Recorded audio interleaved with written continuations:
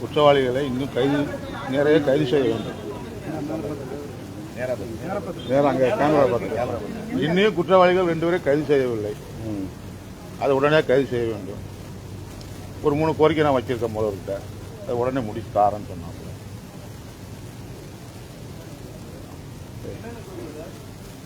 கோரிக்கை வச்சிருக்காங்க, எழுதி கொடுத்து. இல்லை, இன்னொரு தம்பி இருக்கிற பையன், அவருக்கு ஒரு அரசு வேலை வாய்ப்பு கேட்டிருக்காரு. மனைவி வேலை பார்க்காம ஒரு பக்கத்தில் டிரான்ஸ்ஃபர் கேட்டிருக்காங்க. குற்றவாளிகளை விரைந்து கைது செய்ய வேண்டும். இன்னும் கூலிப்படாது.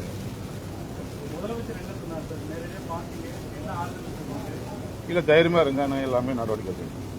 உடனே எங்களுக்கு இது வரைக்கும் நிறைவேற்றாங்க. நடந்து இல்லை, ஓரளவு திருப்தியாக போய்கிட்டு இருக்கு. இனி ஒரு 2-3 நேரம் பிடிக்க வேண்டியது.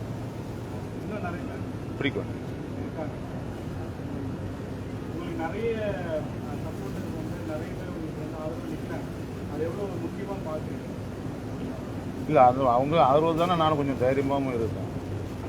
அச்சுறுத்தல் இருக்கான்னு கேட்குறேன். அச்சுறுத்தல் ஒன்று அண்ணா இருக்காங்க, இல்லை இருக்காங்க. அச்சுறுத்தல் இருந்தாலும் அவங்க வீட்டில் இருந்து வெளியே போகிறது பயப்படுவாங்க. மனைவி பயப்படுவாங்க, பையன் பயப்படுவான், நான் பயப்படுவேன்.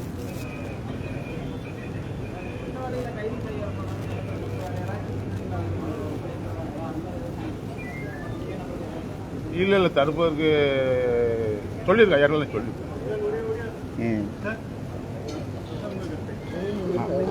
அண்மையில் ஆணவ படுகொலைக்குள்ளான கவின் அவர்களின் தந்தை திரு சந்திரசேகர் அவர்கள்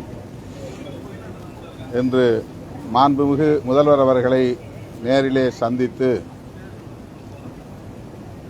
தம்முடைய குடும்பத்தினருக்கு உரிய பாதுகாப்பு வழங்க வேண்டும்,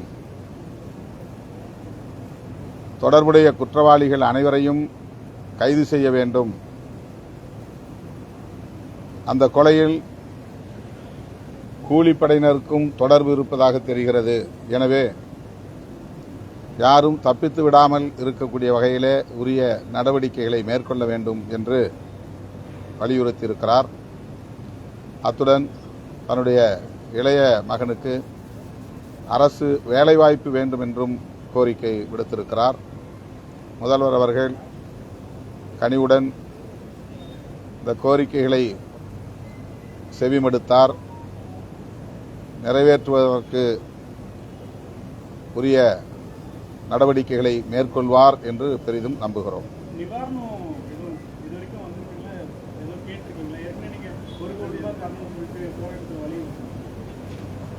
இன்னைக்கு இந்த 2-3 கோரிக்கைகளைத்தான் கவின் குடும்பத்தின் சார்பிலே வைக்கப்பட்டது.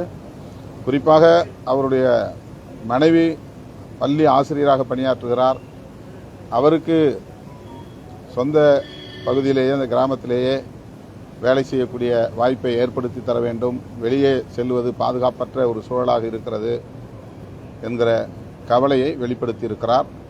அவற்றையெல்லாம் பரிசீலிப்பதாக முதல்வர் கூறியிருக்கிறார்.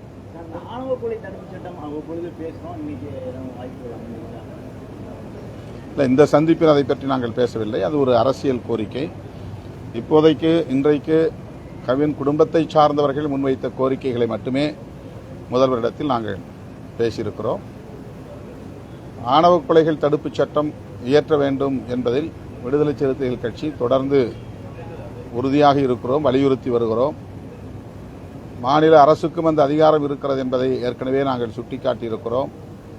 ஆர்ப்பாட்டங்களையும் நடத்தியிருக்கிறோம். அது மட்டுமில்லாமல் விடுதலை சிறுத்தைகள் கட்சியின் சார்பில் சில கோரிக்கை மனுக்களை வழங்கியிருக்கிறோம். குறிப்பாக கல்லுடைக்கும் தொழிலாளர்களுக்கு தனி வாரியம் அமைக்க வேண்டும் என்கிற கோரிக்கை மனு, அதேபோல மின்சாரத்துறையில் அந்த வாரியத்தில் பொறியியல் பட்டம், பட்டயப்படிப்பு டிப்ளமோ மற்றும் தொழிற்பயிற்சி பட்டயப்படிப்பு ITI, அப்ரண்டிஸ்ஷிப் போன்றவற்றை முடித்துவிட்டு தேர்ச்சி பெற்றுள்ள அனைவருக்கும் கலைஞர் அவர்களால் பிறப்பிக்கப்பட்ட ஆணையின் அடிப்படையில் தொழில் பழகுனருக்கு வேலைவாய்ப்பில் 50% இடஒதுக்கீடு மற்றும் ஆட்தேர்வின் போது நேரடி நேர்காணல் மூலம் பணி நியமனம் செய்ய வேண்டும் என அறிவிக்கப்பட்டது.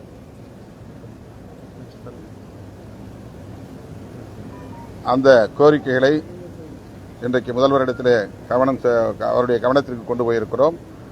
தொழில் பழகுனர் பயிற்சி முடித்தவர்களுக்கு ஆட்தேர்வின் போது கொள்கை ரீதியாக குறைந்தபட்சம் 50% இடஒதுக்கீடு வழங்க வேண்டும் அப்படிங்கிற கோரிக்கை வச்சிருக்கிறோம். ரெண்டாவது கல்லுடைக்கும் தொழிலாளர்களுக்கு தனி வாரியம். மூன்றாவது இந்த நோய் தொற்று காலத்தில் பணியாற்றிய கொரோனா காலத்தில் பணியாற்றிய 1000 பேருக்கு செவிலியர்களாக பணியாற்றிய துப்புரவு பணியாளர்களாக பணியாற்றிய 1000 பேருக்கு அரசு மருத்துவமனைகளில் வேலைவாய்ப்பு வழங்க வேண்டும், பணி நிரந்தரம் செய்ய வேண்டும் என்கிற கோரிக்கையை முன்வைத்திருக்கிறோம். அதுபோல நுகர்பொருள் கழகத்தில், தமிழ்நாடு நுகர்பொருள் வாணிப கழகத்தில் 10,000 பேர் பணியாற்றி ஓய்வு பெற்றுள்ளனர். அவர்களுக்கு குறைந்தபட்ச கருணைத் தொகை 7,500 வழங்கப்படவில்லை. அதனை வழங்க வேண்டும் என்ற கோரிக்கை மனுவை வழங்கியிருக்கிறோம். அதுபோல டிஇடி தேர்ச்சி, அதாவது ஆசிரியர் தகுதி தேர்வில் தேர்ச்சி பெற்றவர்கள் ஆயிரக்கணக்கானோர் 13 ஆண்டுகளாக காத்திருக்கிறார்கள். இப்போது 2457 காலி பணியிடங்கள் மட்டும் நிரப்பப்படுவதாக அறிவிக்கப்பட்டு உள்ளது.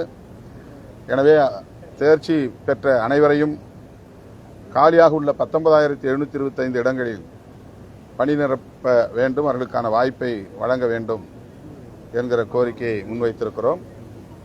அதுபோல கன்னியாகுமரி மாவட்டத்தில் காணாமல் போனவர்கள் 11 பேர், அவர்கள் மீன்பிடி படகுகள்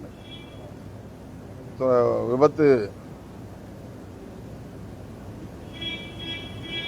எந்த வாழ்வாதாரமும் அவர்களுக்கு வழங்கப்படவில்லை. அவர்கள் மிகவும் வறிய நிலையில் சிரமப்பட்டு வருகிறார்கள். அவர்களுக்கு இழப்பீடு வழங்க வேண்டும். அது மட்டுமில்லாமல் விபத்துகள் ஏற்படாத வகையில் கட்டமைப்பு வசதிகளை உருவாக்கி தர வேண்டும் என்று கோரிக்கை வைத்திருக்கிறோம். அதில் 11 பேர் பெயரோடு அவருடைய இறப்பு தேதி உட்பட உறுதிப்படுத்தி வழங்கியிருக்கிறோம். அவற்றையும் பரிசீலிப்பதாக முதல்வர் கூறியிருக்கிறார். கன்னியாகுமரி மாவட்டம் தேங்காய்பட்டினம் மீன்பிடி துறைமுகத்தில் காணாமல் போனவர்,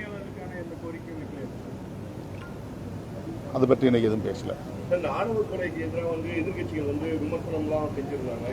இன்னைக்கு முக்கியமா இவருடைய விஷயமா தான் அப்பாயின்மெண்ட் வாங்கியிருந்தோம். அது கையில் ஏற்கனவே தயாரிச்சிருந்த மனுக்களை அவன்கிட்ட கொடுத்தோம்.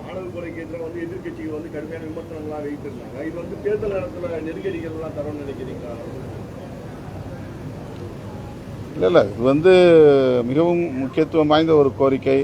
இதை தேர்தல் அரசியலோடு பொருத்தி பார்க்கக்கூடாது. சமூகத்தில் நிலவுகிற கொடிய நோய்களுள் சாதி அடிப்படையிலான இந்த ஆணவ கொலைகள். எனவே அதனை தடுக்க வேண்டிய பொறுப்பு ஆட்சியாளர்கள் யாராக இருந்தாலும் அவர்களுக்கு உள்ளது. அந்த அடிப்படையில் இந்த கோரிக்கையை நாங்கள் தொடர்ந்து வலியுறுத்தி வருகிறோம். தூய்மை பணியாளர்கள் விஷயத்தில் நான் ஏற்கனவே சொன்னது, சில பேர் தவறாக புரிந்து கொண்டு விமர்சிக்கிறார்கள். அரசாணை 152 பிறப்பிக்கப்பட்ட நாளில் இருந்து அதை திரும்ப பெற வேண்டும், தனியார் மயம் செய்யக்கூடாது, அவர்களை NULM ஸ்கீம் என்கிற அடிப்படையிலேயே பணியில் பணியாற்றுவதற்கு அனுமதிக்க வேண்டும் என்கிற கோரிக்கையை நாங்கள் வலியுறுத்தி பல போராட்டங்களை நடத்தியிருக்கிறோம். பணி நிரந்தரம் செய்வதையும் நாங்கள் வலியுறுத்தி இருக்கிறோம். ஆனால் அந்த தொழில் ஒரு குறிப்பிட்ட சமூகத்தினருக்கானது என்கிற வகையிலே நிரந்தரப்படுத்திவிடக்கூடாது என்று தொலைநோக்கு பார்வையோடு சுட்டிக்காட்டியிருக்கிறோம். அதை எந்திரமயமாக்க வேண்டும். தொழில்நுட்ப வளர்ச்சியை பயன்படுத்தி யாரும் அந்த தொழில்நுட்பத்தை கற்றுக்கொள்கிற யாரும் அந்த பணியை செய்யலாம் என்கிற ஒரு சூழலை உருவாக்க வேண்டும். அதை நோக்கி அரசு இயங்க வேண்டும் என்பதை சுட்டிக்காட்டினோம். பணி நிரந்தரம் செய்வது ஒரு கோரிக்கை, அதில் எங்களுக்கு எந்த மாற்று கருத்தும் இல்லை. ஆனால் ஒரு குறிப்பிட்ட சமூகத்தினருக்கான தொழிலாகவே அது நிரந்தரப்படுத்தப்பட்டு விடக்கூடாது, அதை எந்திரமயப்படுத்த வேண்டும். இது தொலைநோக்கு பார்வையோடு அணுகப்பட வேண்டிய ஒன்று. இதைத்தான் அப்போது நான் குறிப்பிட்டேன். தவறாக அது திரிக்கப்பட்டது. தூய்மை பணியாளர்களுக்கு எதிராக நாங்கள் பேசுகிறோம் என்பதை போன்ற ஒரு கருத்து பரப்பப்பட்டது. அது உண்மையல்ல. கடிதம்லாம் எழுதியாச்சு. ஒவ்வொருத்தருடைய இமெயில் தேடி எல்லாத்துக்கும் அனுப்பிச்சிருக்கிறோம். தமிழ்நாட்டை சேர்ந்த எல்லாருக்கும் 40 பேருக்கு அனுப்பிச்சிட்டோம். இப்போ ராஜ்யசபா மெம்பர்ஸுக்கு அனுப்ப போகிறோம். மற்ற இந்தியா முழுக்க இருக்கக்கூடிய எல்லா மெம்பர்ஸுக்கும், உறுப்பினர்களுக்கும் மின்னஞ்சல் மூலமாக இந்த கோரிக்கையை வைக்க திட்டமிட்டிருக்கிறோம். சுதர்ஷன் ரெட்டி அவர்கள் மனித உரிமை ஆர்வலர், அரசமைப்பு சட்டத்தின் அடிப்படை கூறுகளை பாதுகாக்க வேண்டும் என்பதில் அக்கறை உள்ளவர்.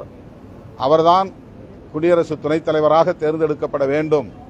இதிலே தமிழர் அல்லாதார் என்கிற அடையாள அரசியல் தேவையில்லாதது என்பதை வலியுறுத்துகிறோம். ராமநாதபுரம், சிவகங்கை மாவட்டத்தில் 20 இடங்களில் ஹைட்ரோ கார்பன் சோதனை கிணறுகள் அமைக்க தமிழருக்கு அனுமதி இல்லை, சுற்றுச்சூழல் துறை தான் அந்த அனுமதி தரப்பட்டதாக சொல்லப்படுகிறது. அரசு அதற்கு அனுமதி தர வாய்ப்பில்லை என்கிற தகவலை ஏற்கனவே வெளிப்படுத்தியிருக்கிறது தமிழ்நாடு அரசு.